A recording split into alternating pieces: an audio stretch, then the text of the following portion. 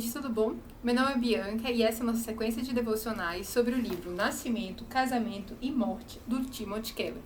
Então, se esse é seu primeiro vídeo aqui neste canal, eu recomendo que você esteja vendo os outros vídeos para você poder estar se situando melhor.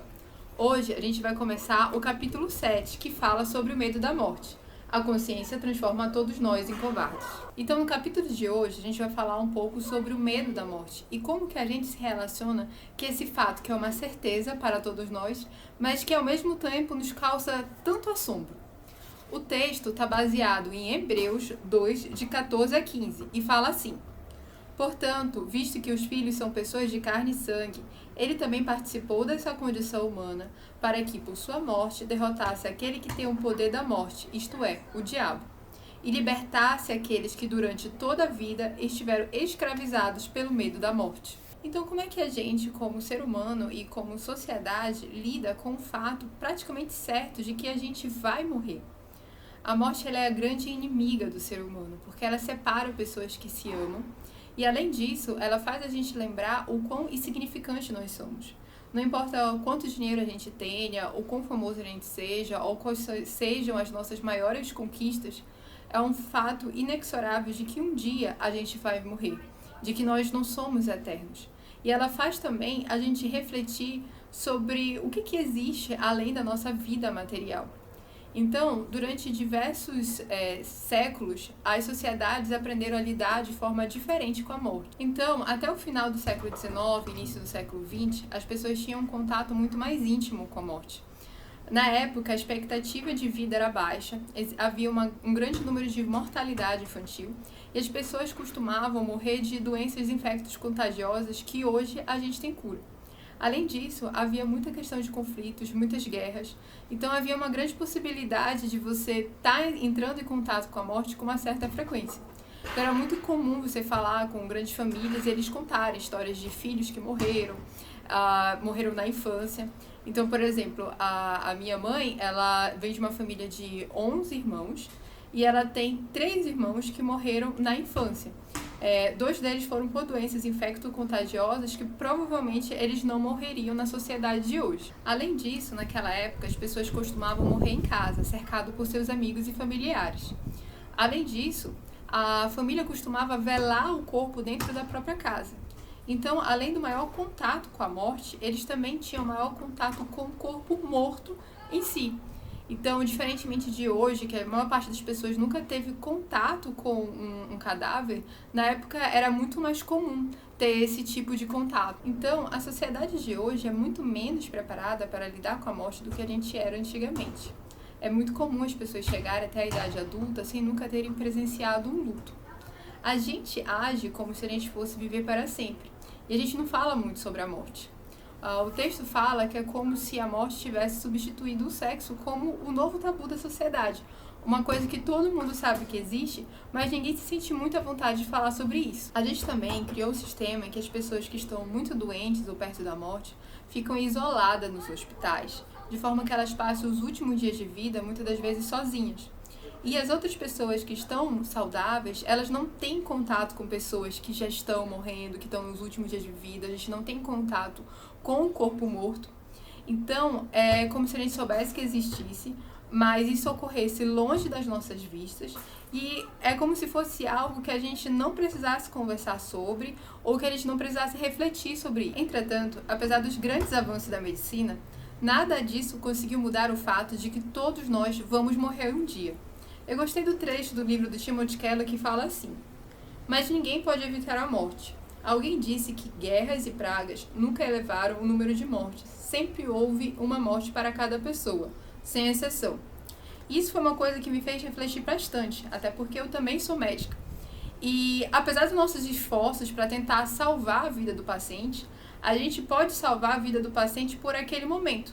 Mas é inexorável o fato de que ele vai morrer em algum momento. Então, nunca se conseguiu diminuir o número de mortes por pessoas. Cada pessoa um dia terá uma morte. Outro motivo pelo qual a era atual ela não consegue lidar com a morte é o que o Timothy Keller chama de exigência da era secular de felicidade e realização nesse mundo. Então, a gente tem uma grande necessidade de estar sempre sendo entretido, sempre se divertindo. É uma sociedade muito hedônica, a gente está sempre procurando o nosso prazer. Então, conversas sobre sofrimento e morte acabam não fazendo parte do nosso cotidiano. Além disso, a cultura moderna é extremamente secular. Grande parte das pessoas já excluíram a possibilidade de uma vida após a morte e assumem que a morte é o fim de todas as coisas. Então, quando você olha as coisas por essa perspectiva, nada parece fazer sentido. Tudo aquilo que você construiu, tudo que você viveu, que você amou, que você sentiu, para de ter um significado porque você sabe que um dia você vai morrer.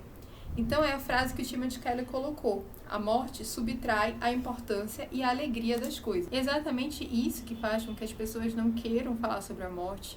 É o que faz com que as pessoas isolem as pessoas doentes em hospitais sem que nem ao menos vão visitá-los. Porque a sociedade não quer ter que encarar que se realmente não existe um Deus ou se não existe uma vida após a morte, tudo aquilo que nós construímos como povo e civilização não faz sentido. A morte ela acaba sendo um soco no estômago para uma sociedade tão orgulhosa e prepotente. Ela nos mostra o quanto nós somos frágeis e o quanto que, apesar de todos os nossos avanços e toda a nossa falsa ideia de que nós podemos ser os nossos próprios deuses, a gente não consegue evitar o fato simples de que a nossa vida um dia vai acabar. Mas então, como é que o cristão deve se relacionar com a morte? Para a gente, a morte também significa separação e significa sofrimento. Mas ela também nos faz nos lembrar o quanto que a gente depende de Deus para todas as áreas da nossa vida e o quanto que a gente não pode controlar o nosso destino. No livro do Timothy Keller, ele fala assim: tudo nesta vida será tomado de nós, exceto uma coisa, o amor de Deus, que pode nos acompanhar na morte, nos fazer atravessá-la e nos levar para os braços dele. Essa é a única coisa impossível de perder. Sem o amor de Deus para nos acolher, sempre nos sentiremos radicalmente inseguros e devemos nos sentir dessa forma. É interessante lembrar que Jesus também passou pelo processo da morte. E é por isso que lá em Hebreus fala que ele derrotou a morte para que nós pudéssemos ser salvos. Praticamente todas as religiões falam sobre algum tipo de vida após a morte.